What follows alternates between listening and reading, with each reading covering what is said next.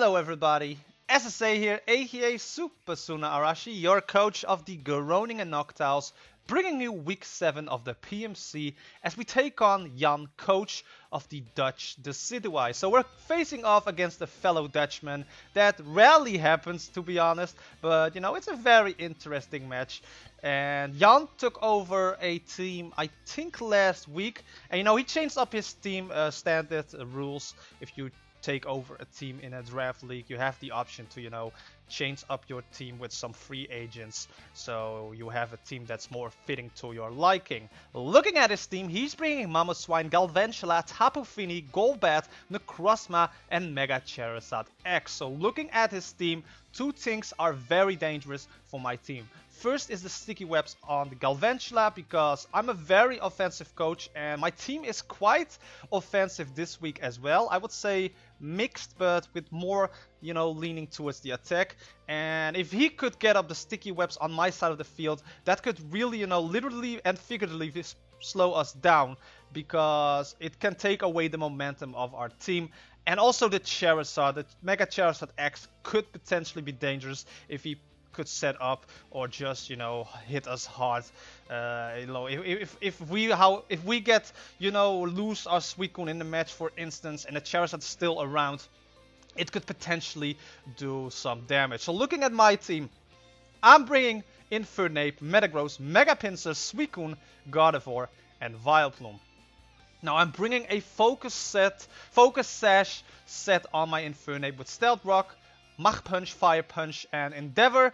So Infernape was my lead to go on either way, because I do want to get the Stealth Rocks up for, you know, the Mamoswine, for the Charizard, for the Galvantula, so that if the Galvantula is Focus Sashed, you know, the Stealth Rocks will chip it down if he doesn't lead off with Galvantula. Galvantula lead was very, very dangerous for me, so I was really hoping he wouldn't lead with Galvantula and lead with something else. I will leave with my Infernape, because that is, you know, the best lead. I need to get the Stealth Rocks up ASAP. He's going to lead off with Mamoswine, so I was like, okay, I can check out what this Mamoswine can do. He's going to switch out, so I was like, okay, this is probably be a very offensive Mamoswine. That's very good to know. I can now get the Stealth Rocks up, and you know, I can then switch out my Infernape against the Tapu Fini, so that the Focus Sash is still intact for later on this match. So the Stealth Rocks are now on his side of the field.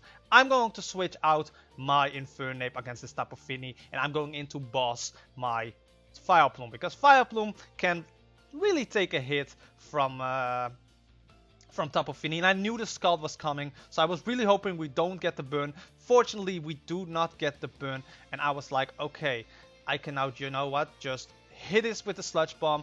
I thought, you know what, Sludge Bomb is better, because if he decides to stay in, you know, he really shouldn't, but if he decided to stay in, Sludge Bomb will do more than Giga Drain, and you know, we will get some HP back from the sludge, from the black sludge. So I really wasn't focusing on the Giga Drain. I was just trying to get as much damage as possible with my Vileplume. Now on the Golbat, we're going, of course, into my Suicune, because I really knew he was going for the defog here. But at the same time, I didn't want to risk my Infernape, you know, getting attacked and losing his Focus Sash. So here Suicune was my safer bet, and we can potentially put up the substitute and maybe do some substitute shenanigans here. Now the Golbat will U-turn, that will not break or sub. He didn't got a crit, lucky enough. So now the Galvantula and here was like, oh well, sticky webs will go up now, and that's going to really suck.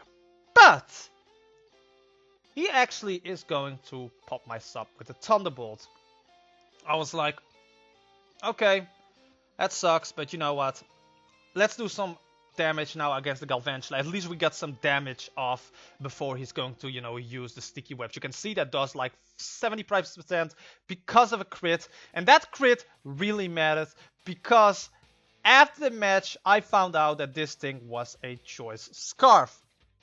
So I was like, alright, let's just use Scald again and kill this thing off. If he wants to put up the sticky webs, that's fine. But because he's Choice Scarfed, he isn't going to put up the sticky webs. I was really surprised by that, but this really helped me out a lot. And unlucky for him with the crit there, but this actually puts us in a very good spot because now he doesn't have the option to put up the sticky webs, so we can still have the momentum here in this match. Now I didn't want to lose my Suicune just yet, so on the Tapu Fini I go back into my Vileplume because again, Vileplume can take any hit what this Tapu Fini wants to do.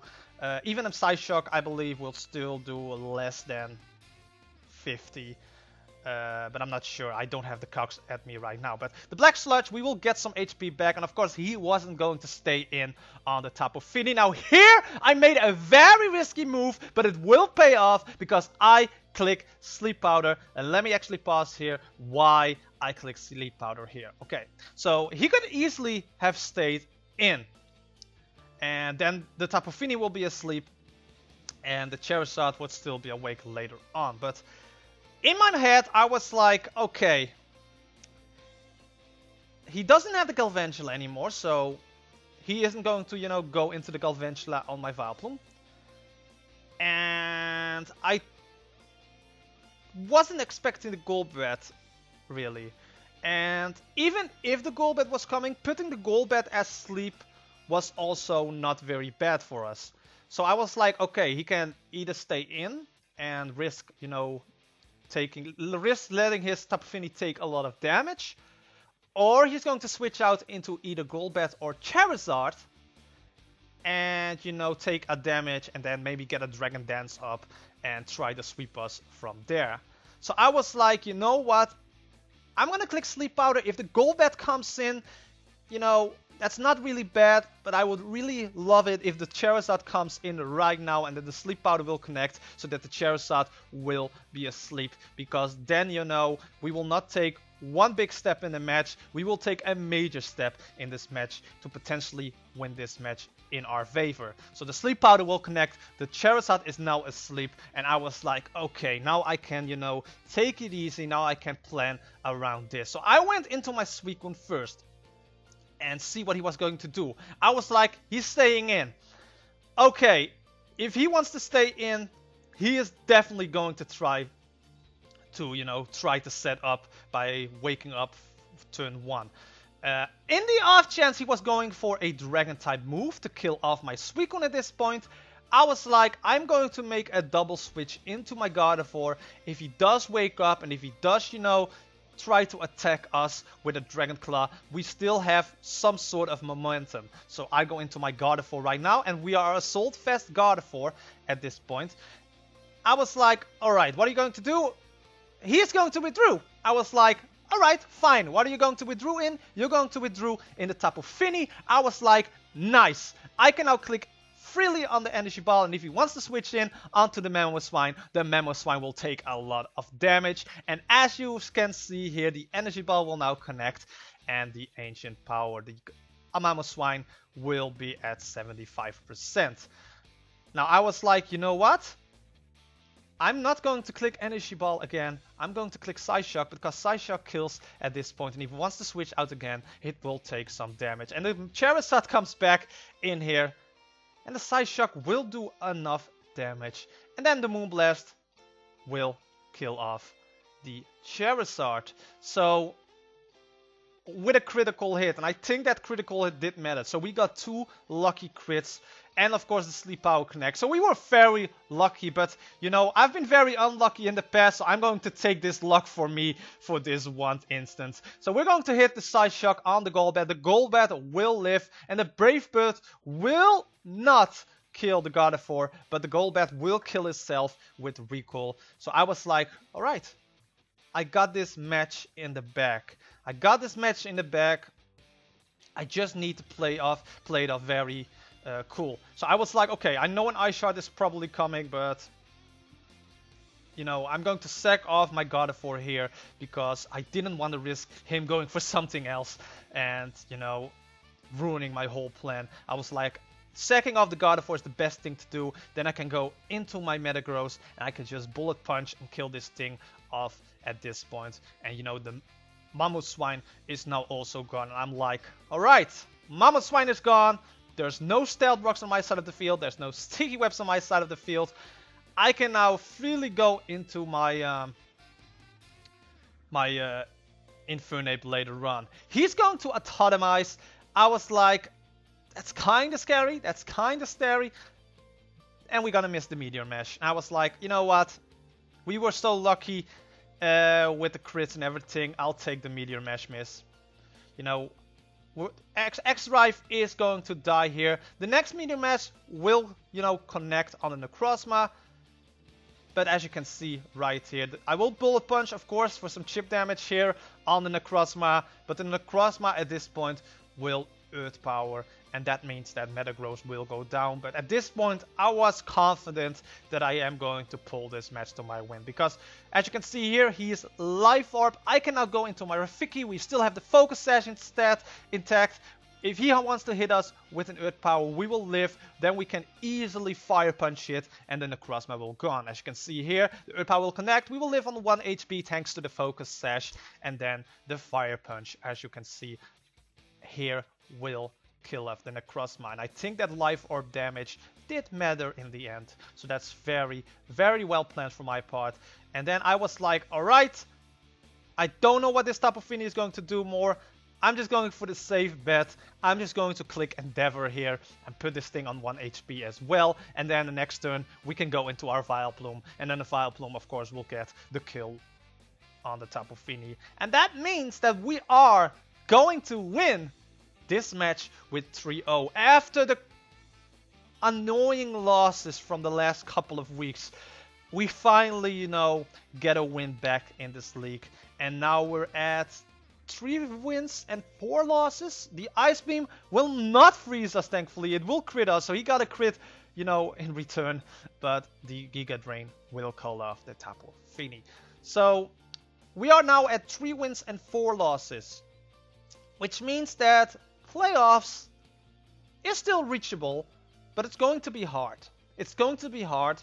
And next week, we will face off against the Fort Wayne Gastrodons. So in that match, we really need a good win if we want to, you know, still have a big chance for playoffs. Because as I said at the beginning of this season, you know, in the BBL, I don't mind if I reach playoffs because it's a new experience for me. In this league, I really want to reach playoffs. I really want, you know, to achieve that because, you know, I've been saying, you know, like, I don't care if I win or I don't care if I reach playoffs. I want to, you know, have fun, etc., etc. In this league, I really want to achieve something, and reaching playoffs would be an amazing feature for me personally, because the last time I reached playoffs in a league was FPL Season 2, and that was almost 2 years ago. And in 2019, I'm really taking a lot of steps when it comes to Draft League format, and I really want to continue that road. That's why, you know, I changed my whole aspect of the channel to focus more on Draft Leagues, you know, and I'm really having a lot of fun, and, you know, hopefully we can achieve that goal on reaching playoffs in the PMC, and if not, at least I want to, you know, have the feeling that I tried my absolute best in order to do that. I want to thank Jan, coach of the Dutch Decidueye. It's always hard to take over a team, especially if a team is like at 0 wins and 6 losses now. 5 losses before, no, 6 losses, because this is week 7. So I still want to thank Jan for doing the match with me. Again, it's very nice to battle against a fellow Dutchman, because that doesn't happen that very often in draft leagues, because there are a few Dutch draft league players out there, but, you know, you just have to have that moment that you're actually playing against one. So yeah, thanks to Jan, thanks to Aaron2420, of course, for providing me with the replay. His link will be in the description as well as the site of Jan and his channel, as well as all the other coaches in the PMC and all the social media links to the PMC, so be sure to check that out. Yeah, I want to thank you guys so much for watching. If you enjoyed this match, don't forget to hit the like button, comment, share this video with others, slash the subscribe button down below, and hit that bell icon, because then you get notified every time I upload a new video, and that is sincerely appreciated. And I will see you tomorrow in BBL week 4 and next week in the PMC week 8. Yeah, sorry, sometimes with numbers I can't remember anything. Thank you guys so much for watching, and until next time.